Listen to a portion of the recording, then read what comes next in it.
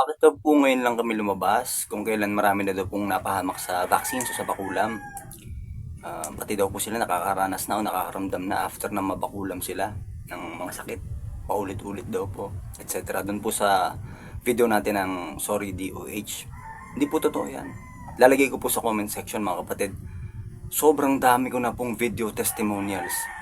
Ang ginagawa lamang po sa amin nung panahon ng scamdemic, iba po kasi ang algorithm noon ng FB tsaka YouTube. Kapag kontra po sa naratibo o perspective ng medical mafia ng WHO, yung pananaw ninyo sa kalusugan, mali po agad sa kanila yun. Restricted for 3 days, di kayo makapag-post. Susunod doon 30 days and then deletion na. Kaya pansinin po ninyo yung dalawang Facebook accounts ko. Tingnan nyo, kinakailangan pa po namin gumawa ng maraming Facebook accounts. Para saan po, manloko? Mag-aksaya po ng panahon. Hindi po.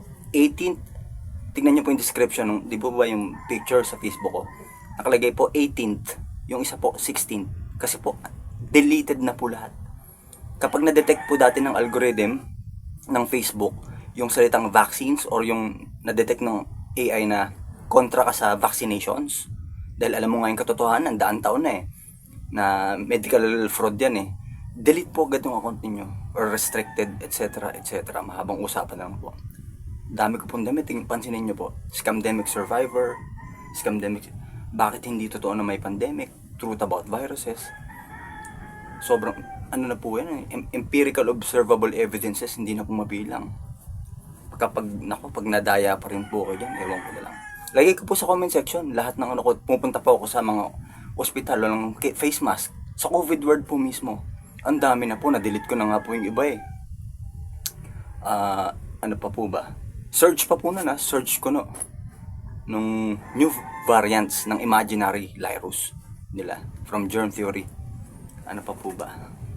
Hinuhuli din po ako. Kung naalala niyo po, meron pong natanggal na pulis sa ano po ba 'yon? Sa Dolomite Beach kasi hindi po naayos yung sa protocols, yung distancing, social distancing nila. Nung panahon po na yun, nahuli po ako doon kasi ayaw ko pong mag-comply at never po ako magko-comply sa face mask. Hindi ko lang po na-document Pero awa tulong po na yun, nakapagbigay po ako sa kanila ng infographics. Kasi may dala po palagi ako noon. Nagtutulungan po kami ng buong pamilya ko para bondohan yung pinamimigay ko po. Naglalakad po ako kung saan-saan.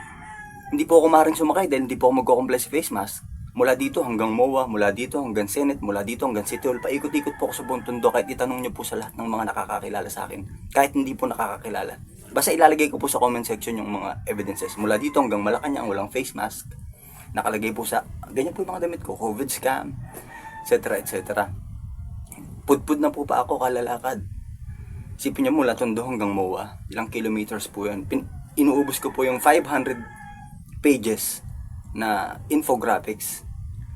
Papaano ko po yan, may mga evidences and references po nakalagay doon, yung scientific documentations, etc. etc.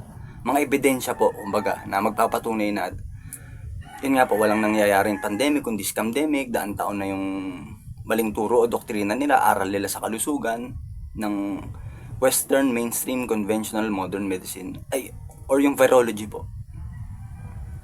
Ano pa po ba? Yun lang po siguro. Actually hindi lang po 2019 or bago yung scamdemic, 2017 pa po. 2018 kasi sa amin po bilang biktima ng remote MK Ultra mind control, believe it or not, noon wala pong naniniwala sa amin na umiira lang frequency weapons o electronic harassment, directed energy weapons. Mahabang usapan po pero direktang konektado po ito sa mark of the beast. Ito na nga po, partial fulfillment o bahagyang katuparan po itong bakulam kasi may nanotechnology graphene oxide body to computer interface. Bakit po lalagyan nyo ng machine o nanotechnology ang templo ng Diyos, ang katawan ng tao, tapos sasabihin nyo pa laban sa viruses na daan taon na po palang hindi umiiral? Opo, dokumentado po natin. Huwag nyo pong ipagtanggol yung bagay na hindi ninyo nauunawa ang buong buo, mga kapatid, dahil bang po sinabing sa maling standard ninyo sa katotohanan na kapag ang nagsasalita ay authority o kilalang tao o mayaman, tama na po agad. Hindi po yun ang basis o batayan, kundi yung detalyado, dokumentado, hindi matututulang katotohanan dahil reproducible siya sa experimentation, dapat paulit-ulit man po, ganun pa rin ang kalalabasan niya. Gaya po ng 1 plus 1, physically speaking, equals 2. Di po ba kalalabasan palagi? Physically speaking, 1 plus 1 equals 2. Ulit-ulitin niyo man po yung experimentation na yun din po ang kalalabasan. Kasi exact science po yun. Imposible pong mapamalian. Of course, that is physically speaking. Iba na po yung spiritually, metaphysically, etc. Mahabang usapan po. Ano pa po ba? Isa-isahin po natin. Basta sa comment section po ulit, ilalagay ko po dyan. Tingnan niyo po yung mga damit ko, ang dami na sobra. Oh.